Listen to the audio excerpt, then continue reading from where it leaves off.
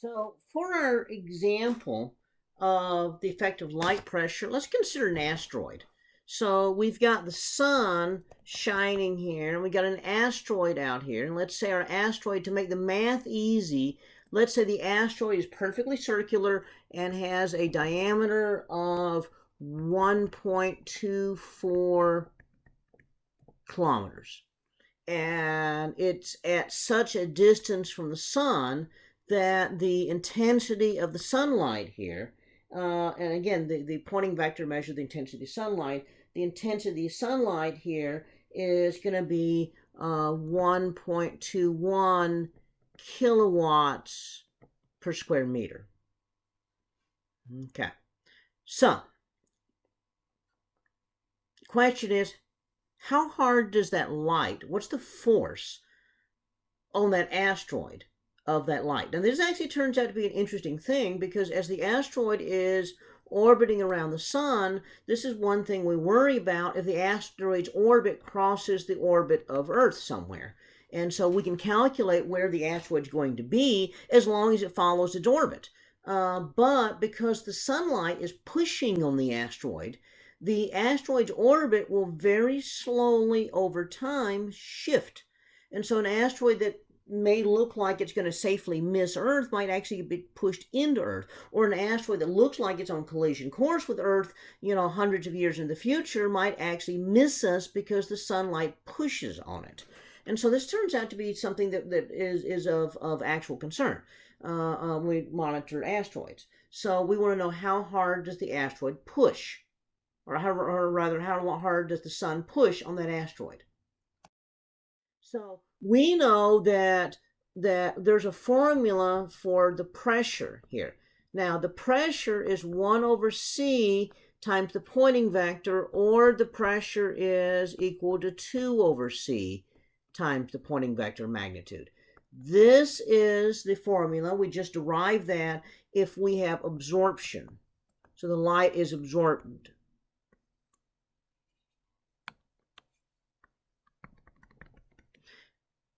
This is what we get if we get reflection.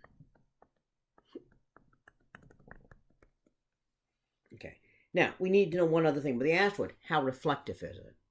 So we're going to assume our asteroid has an albedo of 0.12.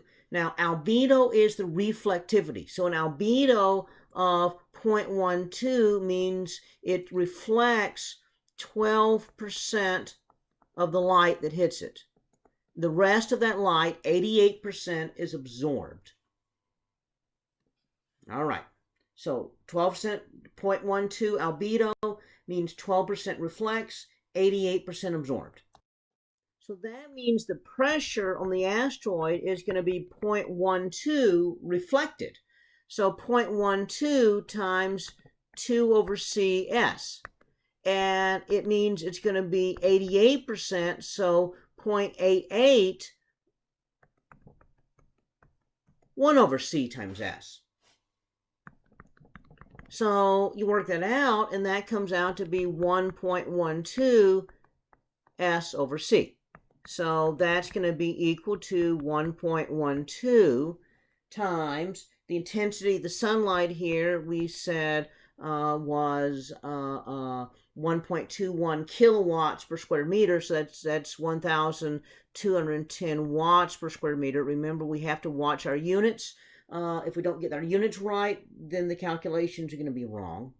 Okay, divided by 3 times 10 to the 8th meters per second.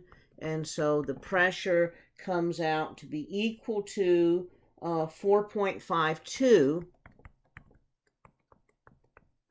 times 10 to the minus 6 Newton per meter squared. A Newton per meter squared, if you remember from Physics 1, is a Pascal, a unit of pressure. So now we have pressure, but I asked for the force. How hard do you push on the asteroid? Well, that's easy. Again, think back to Physics 1. Physics 1 told you that pressure was force per area. So that means the force is just going to be pressure times area. So we got this asteroid here. It's a spherical asteroid. The light's hitting it. So we want the cross-sectional area. So the cross-sectional area is pi r squared. Okay. Well, we know the diameter was 1.24 kilometers. So that means r is going to be 0.62 kilometers. Okay. So the force is going to be the pressure times pi r squared.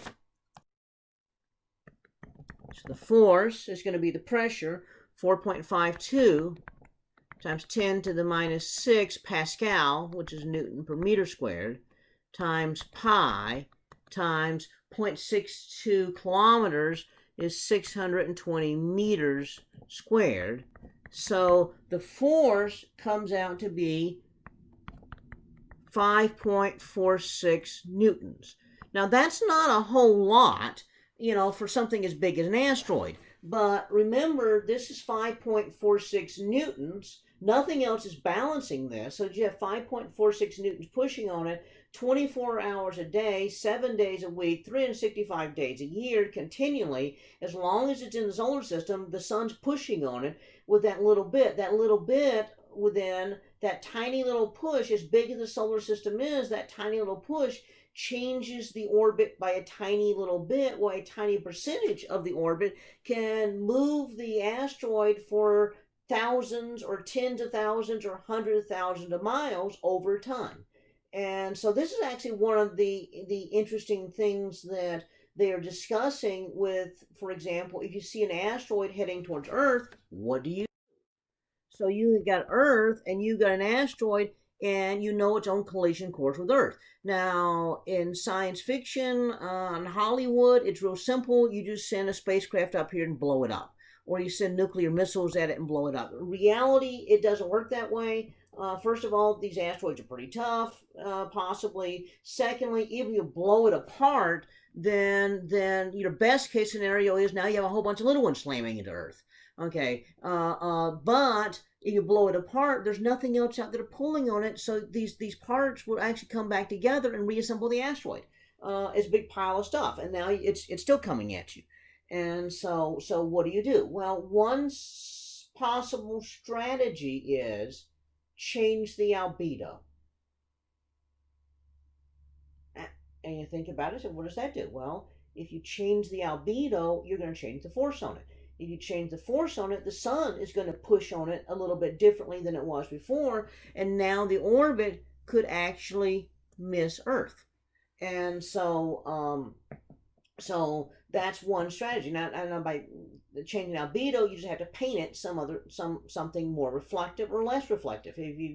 If it's very shiny, you might want to change the albedo by making it darker, absorb more light. If it's dark, you might want to make the albedo different by painting it with something light. Now, I don't mean you send a bunch of astronauts to the asteroid with a bunch of roller brushes and they paint the thing. You could send a small unmanned spacecraft that has a nose cone that is full of like chalk powder, like white powder or silver powder or something that you spray all over the asteroid, and that would change the color of it, and so that would change the reflectivity of it, and then the sunlight would simply push harder on it, and that would change the orbit. So that's one simple strategy for deflecting an asteroid using this idea of light pressure.